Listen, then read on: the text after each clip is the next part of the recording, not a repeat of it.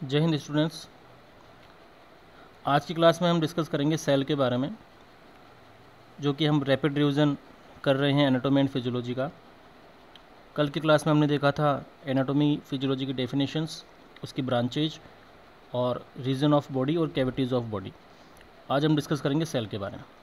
तो सेल के बारे में सबसे पहले, cell discovered by Robert Hooke in 1665 के अंदर एक साइंटिस्ट है जिनका नाम था रॉबर्ट हुक। उन्होंने सेल की क्या की थी, डिस्कवरी की थी। The first stage of cell is zygote. Cell की पहली अवस्था को अपन क्या बोलते हैं, जाइगोट बोलते हैं। The zygote divided into next cells and make tissue. ये जाइगोट्स आगे जाकर अलग अलग कोशिकाओं में डिवाइड होता है और क्या बनाता है, टिश्यू बनाता है। Tissue division resulting make a organs. और टिश्यू के डिवीजन से क्या बनता है, या टिश्यू के मिलने से क्या बनता है, बहुत सारे टिश्यू मिलकर ऑर्गन्स बनाते हैं और ऑर्गन से फिर आगे ह्यूमन बॉडी बन जाती है।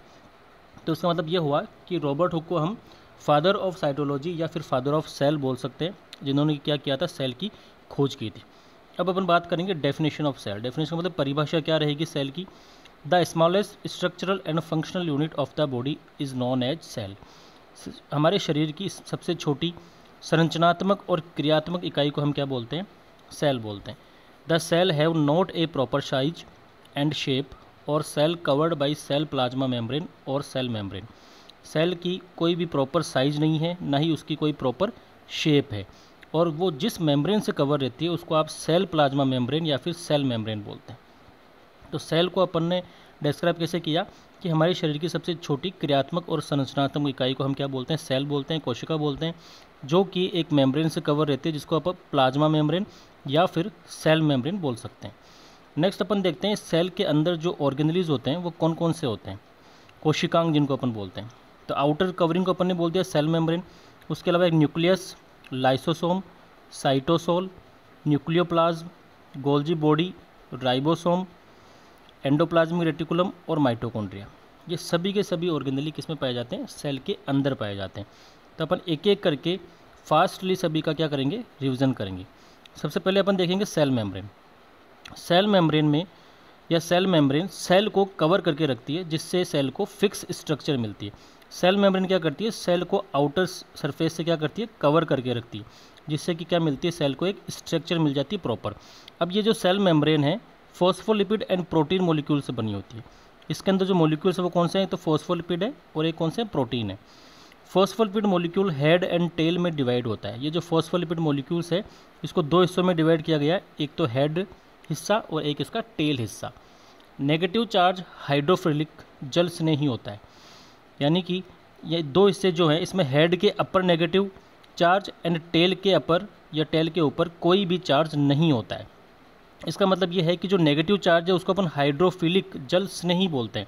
जैसे ऊपर मैंने ये लिख रखा है यहाँ पर, हाइड्रोफिलिक जल स्नेही। हाइड्रोफोबिक का मतलब जल विरोधी।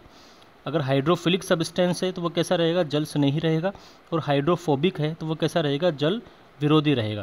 तो यहाँ पर यही है कि हेड के ऊपर नेगेटिव चार्ज एंड टेल के ऊपर कोई चार्ज नहीं होता है।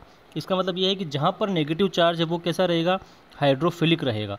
तो यहाँ पर यही हो रहा है, जो कि आपका नेगेटिव चार्ज वाला जो हिस्सा है वो हेड है और वो क्या रहेगा, आपके जल स्नेही रहेगा। विदाउट चार्ज वाला पार्ट हाइड्रोफोबिक होता है। सो यह cell membrane selective permeable types की होती है। सेलेक्टिव परमिएबल का मतलब अर्धपारगम्य है, मतलब कुछ चीज़ों को तो ये आवागमन करने देगी और कुछ को नहीं करने देगी। जो फ्लूइड्स और अदर सब्सटेंस के एक्सचेंज में हेल्प करती है, जो कि क्या करती है, फ्लूइड्स और जो अदर सब्सटेंस है उसका एक्सचेंज कराने में ये क्या करती है, हेल्प करती है। तो सेल मेम्ब्रेन के बाद अपन दूसरा देखेंगे न्यूक्लियस, जो कि जिसको अपन कंट्रोलर ऑफ द सेल या ब्रेन ऑफ द सेल भी किसको बोलते हैं, अपन न्यूक्लियस को बोलते हैं। ये सेल के सेंटर में पाया जाता है, जिसमें क्रोमेटिन, डीएनए, आरएनए प्रेजेंट रहता है। और इस न्यूक्लियस के अंदर क्या क्या पाया जाएगा, क्रोमेटिन पाया जाएगा, डीएनए पाया जाएगा, आरएनए पाया जाएगा। ये सभी इस न्यूक्लियस के अंदर होते हैं। न्यूक्लियस में पाए जाने वाले फ्लूइड्स को न्यूक्लियोप्लाज्म कहते हैं। न्यूक्लियस के अंदर भी जो फ्लूइड मिलेगा, जैसे सेल के अंदर भी फ्लूइड था और न्यूक्लियस के अंदर भी फ्लूइड है, तो न्यूक्लियस के अंदर जो फ्लूइड उसको अपने क्या बोल दिया, न्यूक्लियोप्लाज्म बोल दिया। उसके अलावा न्यूक्लियोलस, यह इनकम्प्लीट आरएनए एंड राइबोसोम का निर्माण करता है। इसके अंदर न्यूक्लियोलस मिलेगा। दूसरा क्रोमेटिन फाइबर्स मिलेंगे, इसके अंदर क्या मिलेंगे, क्रोमेटिन फाइबर्स। नेक्स्ट अपन बात करेंगे न्यूक्लियस में फाइबर जैसी संरचनाएं पाई जाती है, जिसे क्या बोलते हैं, क्रोमेटिन फाइबर्स बोलते हैं, जो बाद में क्रोमोसोम का निर्माण करते हैं। बाद में वो क्या करते हैं, क्रोमोसोम बनाते हैं। कौन? Chromatin fibre. जो क्रोमेटिन फाइबर्स पाए जा रहे हैं आपके न्यूक्लियस के अंदर, वो आगे जाकर क्या बना देते हैं, क्रोमोसोम बना देते हैं। इसका मतलब ये है कि हमारी बॉडी में जो गुणसूत्र है वो कहाँ पर बनते हैं, क्रोमोसोम का मतलब क्या है, गुणसूत्र, वो आपके बनेंगे न्यूक्लियस के अंदर। और न्यूक्लियस कहाँ पर पाया जाएगा, सेल के अंदर। इसके बाद नेक्स्ट आपका आता है लाइसोसोम। लाइसोसोम सेल के अंदर न्यूक्लियस के पास प्रेजेंट होता है, जिसकी कवरिंग फैट एंड प्रोटीन की बनी होती है। ये जो लाइसोसोम है, इसकी कवरिंग किसकी बनी है, फैट और प्रोटीन की बनी है, और ये सेल के अंदर ही न्यूक्लियस के पास ही मिलेगा। लाइसोसोम का मेन फंक्शन डाइजेस्टिव एंजाइम का सिक्रेशन करना है। मेन काम ये क्या करता है, डाइजेस्टिव एंजाइम को सिक्रेट करता है सेल के अंदर। जो डाइजेस्टिव एंजाइम है उसको ये क्या करता है, सिक्रेट करता है। यह एंजाइम हेल्प करता है फैट और प्रोटीन के डाइजेशन के अंदर। फैट और प्रोटीन के डाइजेशन में क्या करता है, ये एंजाइम हेल्प करता है। और इसी लाइसोसोम को अपन क्या बोल सकते हैं, सुसाइडल बैग बोल सकते हैं। सुसाइडल बैग का मतलब बोलते हैं अपन आत्मघाती थैली, जिसको आप हिंदी में क्या बोल सकते हो, कोशिका की आत्मघाती थैली। किसको बोलोगे, लाइसोसोम को बोलोगे। तो लाइसोसोम क्या करता है, कोशिका की आत्मघाती थैली है, जो कि हाइड्रोलाइटिक एंजाइम या फिर जिसको अपन बोल सकते हैं डाइजेस्टिव एंजाइम को सिक्रेट करता है, जिससे कि फैट और प्रोटीन का डाइजेशन होता है। लाइसोसोम के बाद नेक्स्ट अपन देखते हैं साइटोप्लाज्म। साइटोप्लाज्म सेल के अंदर पाए जाने वाला फ्लूइड है, जिसको आप क्या बोलते हो, साइटोप्लाज्म बोलते हो। साइटोसोल या साइटोप्लाज्म कहलाता है, जिसको आप साइटोप्लाज्म भी बोल सकते हो या फिर साइटोसोल भी बोल सकते हो।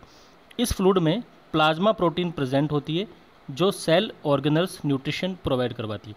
जो कि सेल ऑर्गेनल्स को क्या देती है, न्यूट्रिशन देती है। प्लाज्मा प्रोटीन पोर्शन जो है इसमें, वो क्या करता है, सेल को पूरे को आपके न्यूट्रिशन प्रोवाइड करवाता है, सेल को पोषक तत्व देता है। क्यों, साइटोप्लाज्म आपका। उसके बाद आता है न्यूक्लियोप्लाज्म। न्यूक्लियोप्लाज्म अभी जैसे बताया आपने कि ये किस में पाया जाएगा, ये न्यूक्लियस के अंदर पाया जाएगा। तो न्यूक्लियस के अंदर जो पाया जा रहा है वो न्यूक्लियोप्लाज्म, और सेल के अंदर जो पाया जा रहा है फ्लूइड, उसको अपने क्या बोल दिया, साइटोप्लाज्म बोल दिया। नेक्स्ट आ गया आपका Golgi apparatus. Golgi apparatus cell में न्यूक्लियस के पास एक ट्यूब लाइक स्ट्रक्चर पाई जाती है, जिसे क्या बोलते हैं, गोल्जी अपरेटस बोलते हैं। गोल्जी अपरेटस कैसी स्ट्रक्चर है, एक ट्यूब जैसी स्ट्रक्चर है। गोल्जी बॉडी पोर्शन का प्रोटीन का सिक्रेशन जो एंटीबॉडी बनाने में हेल्प करता है, और ये क्या करता है, एंटीबॉडी बनाने में भी आपका हेल्प करता है। कौन, गोल्जी बॉडी। गोल्जी बॉडी को हम पोस्टमैन ऑफ द सेल भी बोलते हैं, जो कि क्या करता है, आपके जो एनर्जी है उसको ट्रांसफ़र करता है एक जगह से दूसरी जगह पर। मान लीजिए यहाँ पर एनर्जी है तो उसको वहाँ पर लेकर जाएगा, तो एनर्जी को ट्रांसफ़र करने का काम भी कौन करता है, आपके गोल्जी अपरेटस करता है। इसलिए इसको आप क्या बोल सकते हो, पोस्टमैन ऑफ द सेल भी बोल सकते हो। नेक्स्ट आपका होगा राइबोसोम। यह आरएनए के बने मॉलिक्यूल्स होते हैं, जो कि सेल में फ्री फॉर्म या फिर क्लस्टर फॉर्म में प्रेजेंट होते हैं, जो कि प्रोटीन का निर्माण करते हैं। यानी कि सेल के अंदर फ्रीली मूवेबल जो मॉलिक्यूल्स होते हैं वो क्या करते हैं, प्रोटीन का निर्माण करते हैं, और प्रोटीन के निर्माण करने वाले को अपन क्या बोलते हैं, राइबोसोम बोलते हैं, या फिर इसको आप प्रोटीन फैक्ट्री भी बोल सकते हो। ठीक है, तो सेल में जो फ्री मॉलिक्यूल्स घूमते रहते हैं उसको आप क्या बोलोगे, राइबोसोम, जो कि प्रोटीन का निर्माण करने में हेल्प करते हैं। इसके बाद नेक्स्ट आपके आता है एंडोप्लाज्मिक रेटिकुलम। एंडोप्लाज्मिक रेटिकुलम यह न्यूक्लियस के चारों ओर प्रेजेंट होती है, जो कि दो हिस्सों में डिवाइड होती है। एंडोप्लाज्मिक रेटिकुलम, जिसको आप शॉर्ट में क्या बोलते हो, ईआर बोलते हो। और ये ईआर क्या है, दो हिस्सों में डिवाइड होती है। एक होता है स्मूथ ईआर, एक होता है रफ ईआर। स्मूथ ईआर, इस पर राइबोसोम प्रेजेंट होता है, जिस पर राइबोसोम पाया जाएगा, सॉरी एब्सेंट होता है। इस पर राइबोसोम क्या होता है, एब्सेंट होता है। रफ पर प्रेजेंट होता है। तो जिस पर पाया जाता है वो तो होता है रफ एंडोप्लाज्मिक रेटिकुलम, जिस पर नहीं पाई जाता वो कौन सी होती है, स्मूथ एंडोप्लाज्मिक रेटिकुलम। मतलब जिस रेटिकुलम पर या जिस एंडोप्लाज्मिक रेटिकुलम पर राइबोसोम नहीं पाया जाता वो होती है स्मूथ, और जिस पर पाया जाता है वो कैसी हो जाती है, रफ हो जाती है। फंक्शन इसका अगर देखें तो ये लीवर सेल में डिटॉक्सिफिकेशन करती है, जैसे कि न्यूट्रिशन एंड ड्रग्स। ये क्या करती है, लीवर सेल्स के अंदर क्या करती है, डिटॉक्सिफिकेशन का काम करती है। कौन, एंडोप्लाज्मिक रेटिकुलम। इसके अलावा ये आपका पिलर भी बनाती है। पिलर का मतलब कि ये सेल को पिचकने से बचाती है। एक तरह से अपन बोल सकते हैं कि सेल के अंदर, जैसे मकान के अंदर दीवारों के बीच में अपन क्या लगाते हैं, पिलर लगाते हैं, उसी प्रकार से एक पिलर का काम करती है। एक जालीनुमा संरचना होती है जो कि सेल को पिचकने से रोकती है, जिसको अपन क्या बोलते हैं, एंडोप्लाज्मिक रेटिकुलम बोलते हैं। एंडोप्लाज्मिक रेटिकुलम के बाद में अपना आता है माइटोकॉन्ड्रिया। माइटोकॉन्ड्रिया, इसे सेल का पावर हाउस भी कहा जाता है। माइटोकॉन्ड्रिया के मैट्रिक्स में डीएनए व आरएनए के मॉलिक्यूल क्या होते हैं, प्रेजेंट होते हैं। माइटोकॉन्ड्रिया की सेल को एनर्जी प्रोवाइड करवाता है। यह एनर्जी एटीपी के रूप में स्टोर होती है। मतलब ये एटीपी के रूप में जो एनर्जी स्टोर होती है वो कौन करवाता है? माइटोकॉन्ड्रिया। क्यों? क्योंकि यहाँ पर एक क्रेब्स साइकिल चलती है।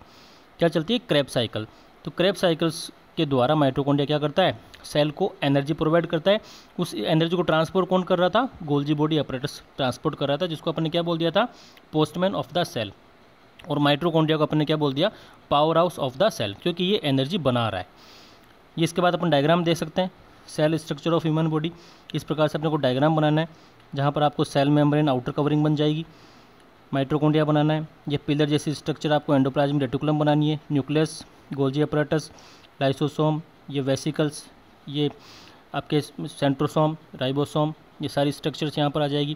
जैसे यहाँ पर एक सेंट्रोसोम भी होते हैं। सेंट्रोसोम का मतलब जो कि आपके डिवाइडेशन करवाते हैं सेल के अंदर। सेल को क्या करवाते हैं? डिवाइडेशन करवाते हैं। उसके अलावा वैक्यूल्स पाए जाते हैं। वैक्यूल जिसके अंदर ये फ्लूइड रहता है, जिसके अंदर क्या पाया जाता है? फ्लूइड पाया जाता है। जैसे कि ह्यूमन बीइंग के अंदर ये वैक्यूल छोटे होते हैं, और जो एनिमल्स है, जो प्लांट्स है, उनके अंदर ये वैक्यूल्स बड़े होते हैं, ताकि वो ज़्यादा समय तक पानी को स्टोर रख सकते हैं। इसके बाद नेक्स्ट अपन बात करते हैं फंक्शन ऑफ सेल के बारे में।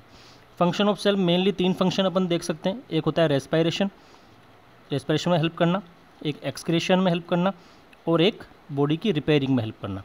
रेस्पायरेशन का मतलब जैसे कि ब्लड सेल है, रेस्पायरेशन में हेल्प कर रही है। एक्सक्रीशन का मतलब जैसे कि स्वेट ग्लैंड है आपकी, वो सारी क्या करवा रही है? एक्सक्रीशन में हेल्प करवा रही है। और जो आपके वुंड हीलिंग में जो कोशिकाएं काम करती है, इसका मतलब कि बॉडी की रिपेयरिंग में भी आपके सेल काम आ रही है। तो ये मेन फंक्शन आपके सेल के 3 हो जाएंगे, एक तो रेस्पायरेशन, एक एक्सक्रीशन, और एक रिपेयरिंग ऑफ द बॉडी, या फिर provide strength to the body. Next अपन बात करेंगे, एक नोट करके चीज़ लिखी हुई है, पेंक्रियाज में पाई जाने वाली बीटा सेल्स इंसुलिन का संश्लेषण करती है, मसल बॉडी बिल्डिंग में हेल्प करती है। तो ये क्या करती है? इंसुलिन का संश्लेषण भी करती है बीटा सेल्स। उसके अलावा बिल्डिंग या मसल बॉडी बिल्डिंग में भी ये हेल्प करती है। अब अलग अलग से अगर आप फंक्शन देखेंगे, जैसे एक सेल मेम्ब्रेन का अगर आप फंक्शन देखना चाहें, तो सेल मेम्ब्रेन के भी कुछ फंक्शन हैं। जैसे कि सेल ऑर्गेने को प्रोटेक्ट करना, भाई कवर करती है चारों तरफ से, इसका मतलब वो प्रोटेक्ट कर रही है। साइटोप्लाज्म को भी प्रोटेक्ट कर रही है। सेमी परमेबल टाइप की मेम्ब्रेन है, जो सब्सटेंस को सेल के अंदर व बाहर एक्सचेंज होने में हेल्प भी करती है। चलिए जी, ये 2 प्रकार से वर्क करती है। एक तो करती है डिफ्यूजन के हिसाब से, एक करती है ऑस्मोसिस के हिसाब से। तो डिफ्यूजन और ऑस्मोसिस किसको बोला गया है?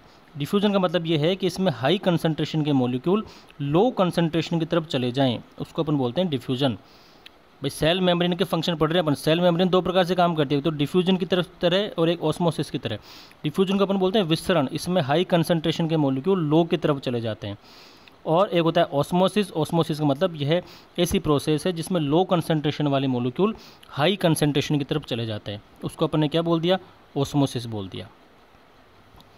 तो दोस्तों, ये अपन ने सेल का एक रैपिड रिवीजन कर लिया है, जिसमें कि सेल के अंदर पाए जाने वाले ऑर्गेनेली सारे अपन ने पढ़ लिए हैं। उसके अलावा सेल का डायग्राम अपन ने स्टडी कर लिया है, सेल का डेफिनेशन अपन ने पढ़ लिया है। तो नेक्स्ट क्लास में अपन पढ़ेंगे टिश्यू। और इसी प्रकार से रैपिड क्लासेज एनाटॉमी फिजियोलॉजी की कंटिन्यू देखने के लिए चैनल पे बने रहें। आपको डेली इसी प्रकार से रेगुलर हर सब्जेक्ट की क्लासेस मिलती रहेगी। Thank you very much.